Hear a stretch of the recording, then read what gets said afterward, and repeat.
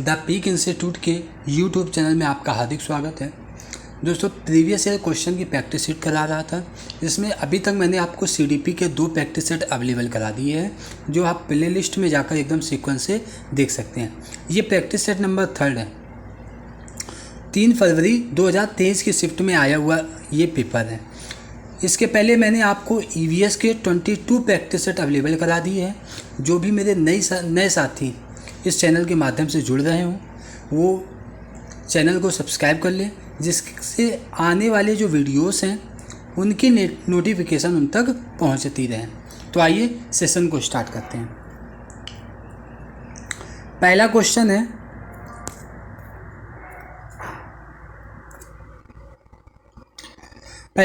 है, बच्चे समय की एक विशिष्ट अवधि तक बहुत सरलता के साथ भाषा सीखते हैं। बच्चे समय की एक विशिष्ट अवधि तक बहुत सरलता के साथ भाषा सीखते हैं, क्योंकि उस अवधि में वे पर्यावरणीय प्रभावों के साथ प्रतिक्रिया करते हैं। पर्यावरणीय प्रभावों के साथ प्रतिक्रिया करते हैं। इस अवधि को विकास की किस अवधि के रूप में जाना जाएगा? बताइए क्या होगा इसका राइट आंसर। इस अवधि को विकास की किस अवधि के रूप में जाना जाएगा? अगर हम पहले ऑप्शन की ओर देखें तो है संवेदनशील, सेकंड ऑप्शन है क्षेत्रीय, थर्ड ऑप्शन है विशिष्ट या असामान्य, फोर्थ ऑप्शन है अप्रतिक्रियात्मक। तो देखिए, बात हो रही बच्चे समय की एक विशिष्ट अवधि तक बहुत सरलता के साथ भाषा सीखते हैं, क्योंकि इस अवधि में वे पर्यावरणीय प्रभावों के साथ प्रतिक्रिया करते हैं। तो इस अवधि को विकास की जो है हम संवेदनशील अवधि के रूप में जानेंगे। अब संवेदनशील क्या होता है? तो संवेदनशील जो है ये 2 शब्दों से मिलकर बना है, एक सम और प्लस वेदना।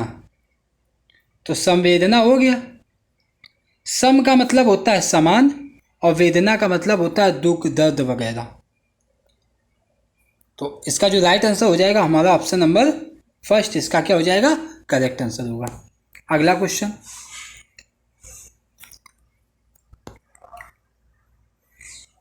एक माँ ने देखा कि उसका एक जुड़वा बच्चा दूसरे बच्चे की तुलना में चलना सीखने में अधिक तेजी से प्रगति कर रहा। यानी एक माँ के 2 जुड़वा बच्चे हैं, उसमें एक जो बच्चा है वो तेजी से चलना सीख रहा है। तो सीखने में इस भिन्नता के विकास का कौन सा सिद्धांत जुड़ा है? बताइए, इसमें कौन सा भिन्नता का विकास जुड़ा है? पहला, व्यक्तियों में विकास सिर से पैर तक होता है। सेकंड ऑप्शन है, हर किसी में विकास का चरण दर चरण आगे बढ़ता है। सी ऑप्शन है, अलग अलग व्यक्तियों में विकास भी अलग अलग गति से होता है। तो बिल्कुल सही बात है, क्योंकि हमने पढ़ा है व्यक्तिगत भिन्नता पाई जाती है। यानी 2 व्यक्ति में, चाहे वो बौद्धिक रूप में देखें या फिर और किसी एक्टिविटी के थ्रू उसमें देखें, तो उन दोनों में क्या पाई जाएगी? व्यक्तिगत भिन्नता पाई जाएगी। यहाँ तक कि जो जुड़वा बच्चे होते हैं उनमें भी क्या पाई जाती है? व्यक्तिगत भिन्नता पाई जाती है। यानी प्रत्येक व्यक्ति अपने आप में दूसरे व्यक्ति से क्या होता है? अलग होता है। तो जो इसका राइट आंसर हो जाएगा ऑप्शन नंबर सी, इसका करेक्ट आंसर हो जाएगा। अगले क्वेश्चन की ओर बढ़ते हैं। विकास निम्न में से किस पर निर्भर करता है? विकास निम्न में से किस पर निर्भर करता है? तो अगर हम विकास की बात करें तो जो विकास है वो वृद्धि व विकास जो होते हैं ये साथ साथ चलते हैं। वृद्धि और विकास साथ साथ चलते हैं। और जो बालक का विकास होता है वो वंशानुक्रम और वातावरण की समान अंतःक्रिया पर डिपेंड करता है, यानी निर्भर करता है। जो बालक होता है उसका जो विकास होता है वो वंशानुक्रम और वातावरण की समान अंतःक्रिया पर क्या करता है? निर्भर करता है। तो अगर हम इस हिसाब से चलें, क्योंकि अभी हमने क्या कहा, विकास जो होता है उसमें वंशानुक्रम का भी रोल रहता है, तो यानी ऑप्शन नंबर ए भी सही होगा। उसमें वातावरण भी होता है, उसमें समाज की जो सांस्कृतिक प्रथाएं होती हैं वो भी होती हैं, तो यानी इसका जो राइट आंसर होगा ऑप्शन नंबर फर्स्ट, सेकंड और थर्ड, यानी ऑप्शन नंबर डी इसका करेक्ट आंसर होगा। अगले क्वेश्चन की ओर बढ़ते हैं। जीन पियाजे के संज्ञानात्मक विकास के सिद्धांत के अनुसार अध्यापक को किस अवस्था में क्रमबद्धता से संबंध प्रश्न हल करने के लिए देना चाहिए? यानी बालक जो है वो प्रश्नों को क्या कर रहा, क्रम से लगा रहा, जैसे आरोही क्रम हुआ या अवरोही क्रम हुआ, मतलब इस प्रकार से वो बालक क्या कर रहा, जो प्रश्न है उनको क्रम से लगा रहा है। तो बताइए, पहली अवस्था है संवेदी गामक। पहली अवस्था क्या है? संवेदी गामक, जिसका जो टाइम पीरियड होता है 0 से 2 वर्ष होता है, 0 से 2 वर्ष होता है। तो अगर हम संवेदी गामक की बात करें तो इसमें मूल प्रव्यात्मक का भाव पाया जाता है। बच्चा मानसिक निरूपण कर लेता है, यानी माँ की आवाज़ को पहचानना शुरू कर लेता है। प्रकाश के प्रति सचेत हो जाता है, वो पहली हमारी अवस्था है। इसके बाद परिवर्तित व्यवहार करता है। परिवर्तित व्यवहार मतलब एक ही क्रिया को बार बार दोहराता है, अनुकरण करता है। तो ये सब हमारा पहली अवस्था में पाया जाता है। अगर हम बात करें पूर्व संक्रियात्मक अवस्था की, तो बालक में सजीवता का भाव पाया जाता है, विलोमिता का अभाव होता है, संरक्षण का अभाव होता है, वर्णमाला व गिनती की शुरुआत करना सीख जाता है। तो ये हो गई हमारी पूर्व संक्रियात्मक अवस्था। इसका जो टाइम पीरियड होता है ये 2 से 7 वर्ष होता है। अब हम बात करें मूर्त संक्रियात्मक अवस्था की। किसकी बात कर रहे हैं? मूर्त संक्रियात्मक अवस्था की। तो बालक में विलोमिता का भाव पाया जाता है, यानी बालक अंतर कर लेता है, विलोमता। और इसके अलावा गणती संक्रियाएं जो होती हैं वो सभी उसको सीख लेता है। श्रृंखला में लगाना सीख लेता है, यानी चीज़ों में अंतर करना सीख लेता है। और आरोही व अवरोही क्रम में भी लगाना सीख जाता है। तो ये जो टाइम पीरियड होता है हमारा कितना होता है? 7 से 11 होता है। तो इसका क्या राइट आंसर होगा? ऑप्शन नंबर सी, क्योंकि जो क्रमबद्धता है यानी आरोही अवरोही क्रम में लगाना किस अवस्था में सीख जाता है? मूर्त संक्रियात्मक अवस्था में। अगला क्वेश्चन, जीन पियाजे के सिद्धांत के अनुसार व्यक्ति आत्मसातीकरण और सामंजन के माध्यम से किस स्थिति को प्राप्त करने का प्रयास करते हैं? आत्मसातीकरण और सामंजन के हिसाब से किस स्थिति को प्राप्त करने का प्रयास करते हैं? पहला है संतुलन को, दूसरा है असंतुलन को, तीसरा है अवबोधन को, प्रत्यक्ष अवबोधन, या चौथा है भ्रम को। तो देखो, व्यक्ति जो है आत्म के साथ और सामंजन के माध्यम से वो संतुलन की स्थिति को प्राप्त करने का प्रयास करता है, यानी ऑप्शन नंबर ए इसका एकदम करेक्ट आंसर होगा। अगला क्वेश्चन, 6 वर्षीय लड़का मनीष दुनिया और दूसरों के अनुभवों को केवल अपने ही दृष्टिकोण से देखता है। 6 वर्षीय जो मनीष है वो दुनिया और दूसरों के अनुभवों को केवल अपने ही दृष्टिकोण से देखता है और दूसरे के दृष्टिकोण को समझने में असफल रहता है।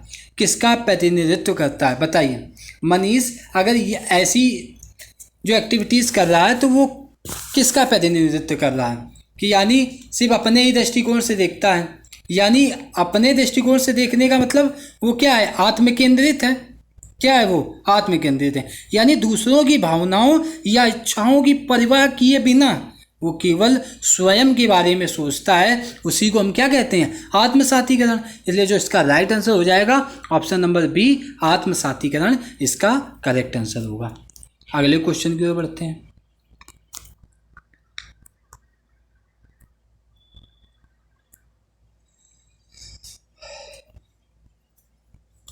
अगला क्वेश्चन है, लॉरेंस कोहलबर्ग के नैतिक विकास के सिद्धांत के अनुसार एक व्यक्ति जो नैतिक विकास की कानून एवं व्यवस्था चरण में है उसका मत है। पहला, कानून तथा नियमों का पालन अन्य व्यक्तियों को प्रसन्न रखने के लिए करना चाहिए। देखिए किस अवस्था में है? तो कानून एवं व्यवस्था चरण वाली अवस्था में है, यानी जीन पियाजे कोहलबर्ग की कौन सी अवस्था है ये? बताइए, ये कोहलबर्ग की कौन सी अवस्था है? तो ये कोहलबर्ग की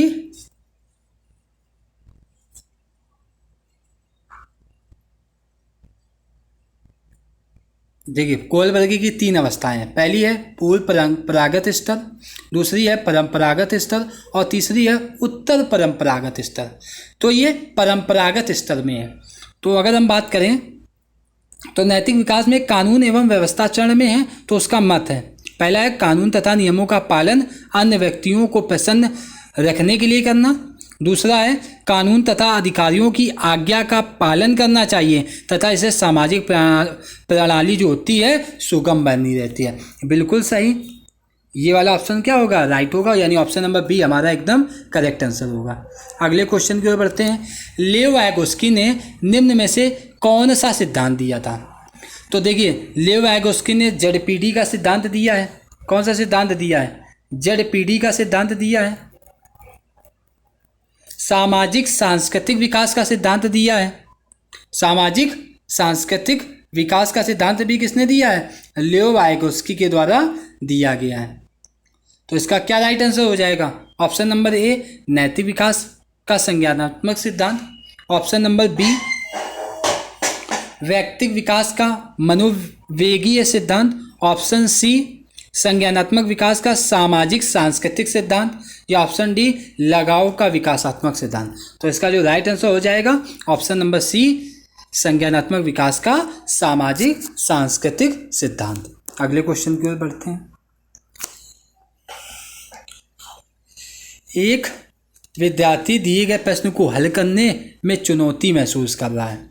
लेव वायगोस्की के अनुसार इस स्थिति में एक अध्यापिका को क्या करना चाहिए? पहला ऑप्शन है विद्यार्थियों को अनदेखा कर देना चाहिए और उसे अकेले संघर्ष करते रहने देना चाहिए। बी ऑप्शन है विद्यार्थियों को अगले कदम हेतु संकेत और इशारे देना चाहिए। सी ऑप्शन है सीधे तौर पर सही जवाब बता देना चाहिए।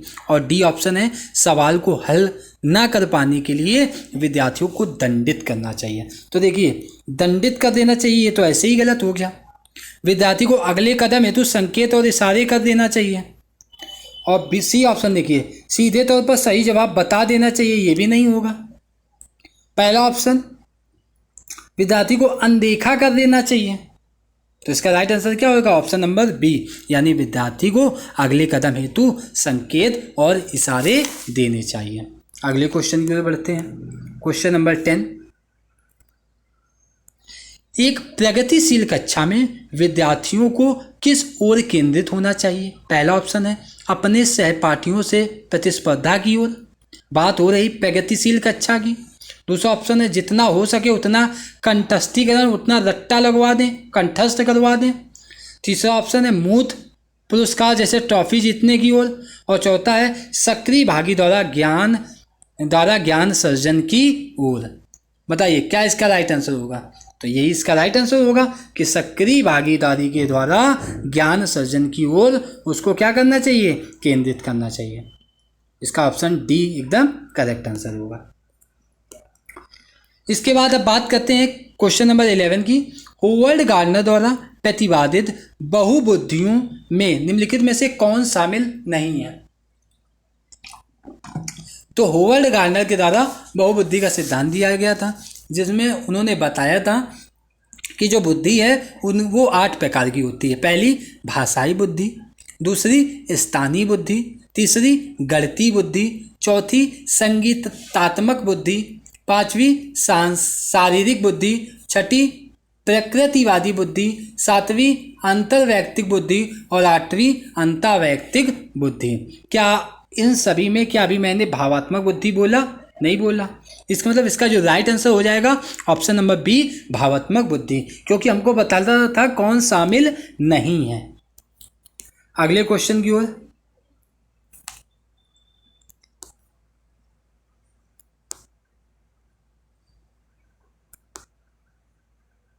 अगला जो क्वेश्चन है ये नई शिक्षा नीति 2020 से रिलेटेड है। राष्ट्रीय शिक्षा नीति 2020 के अनुसार 5वीं तक के सभी बच्चों को उनकी मातृभाषा में शिक्षा दी जानी चाहिए। बिल्कुल सही बात है, यानी जो हमारा कथन दिया गया है वो तो एकदम सही है। कारण क्या दिया गया है कि छोटे बच्चे अपनी मातृभाषा में सार्थक अवधारणाओं को अधिक तेजी से सीखते व समझते हैं, यानी ये भी सही है, कारण भी सही है। तो यानी कथन व कारण दोनों सही हैं और कथन की व्याख्या कारण कर रहा है। इसका मतलब ऑप्शन नंबर ए इसका करेक्ट आंसर होगा। अगला क्वेश्चन,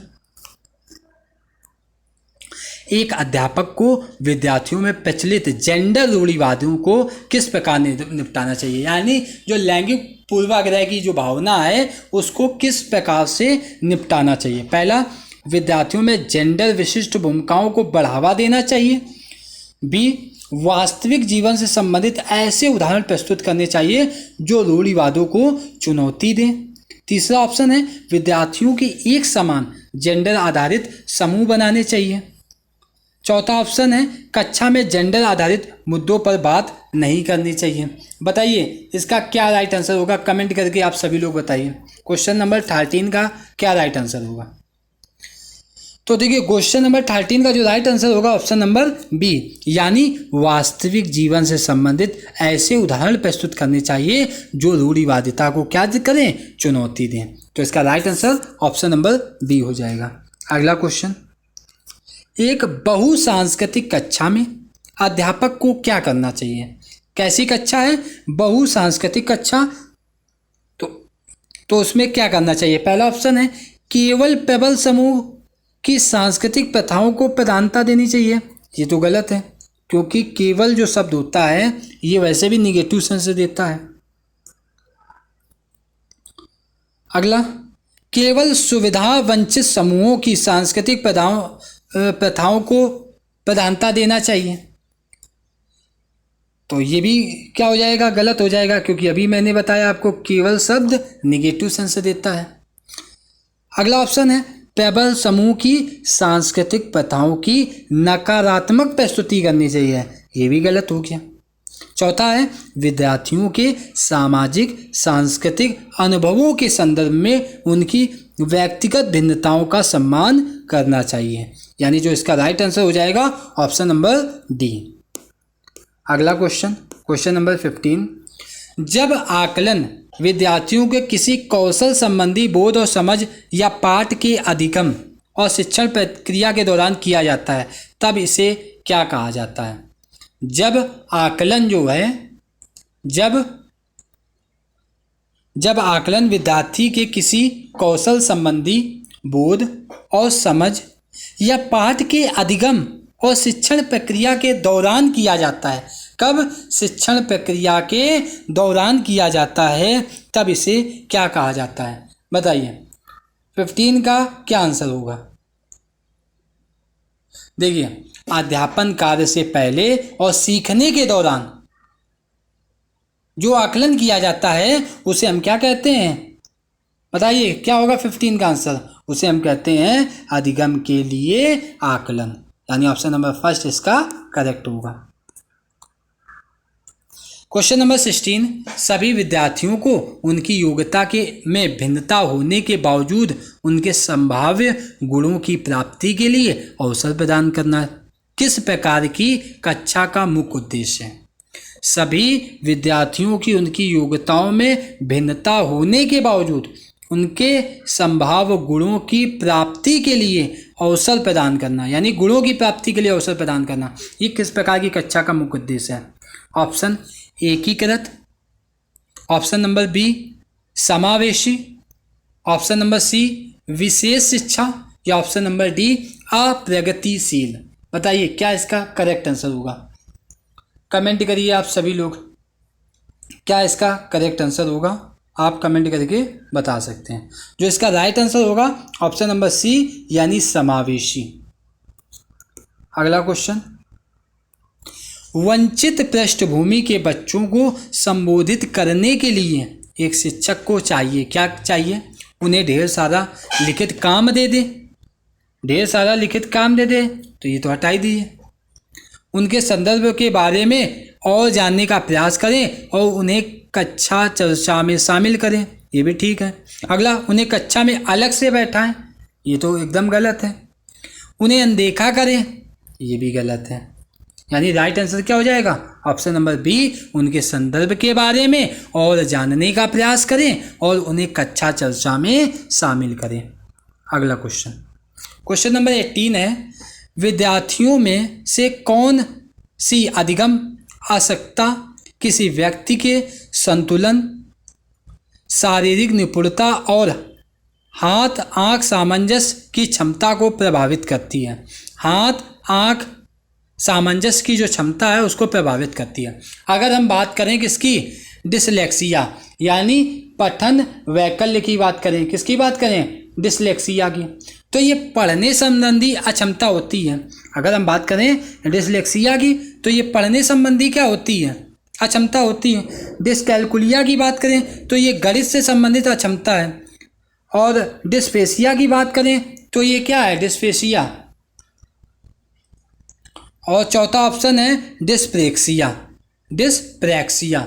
चौथा ऑप्शन क्या है, डिस्प्रेक्सिया। तो ये भाषा वैफल्य है, डिस्पेशिया, यानी ए बी सी तो होगा नहीं, यानी इसका जो राइट आंसर हो जाएगा ऑप्शन नंबर डी, गति समन्वय वैफल्य होता है क्या, डिस्प्रेक्सिया। अगला क्वेश्चन, स्वलीनता यानी ऑटिज्म से जूझते विद्यार्थियों की पहचान हेतु किन विशिष्ट गुण होने की संभावना रहती है। पहला ऑप्शन है संप्रेषण में कठिनाई की, बी ऑप्शन है सभी के साथ अंतःक्रिया करने की इच्छा, सी है बुद्धि लब्धि का बहुत कम स्तर, और चौथा है उच्च स्तरीय सामाजिक कौशल। बताइए क्या इसका करेक्ट आंसर होगा, कमेंट करिए आप सभी लोग।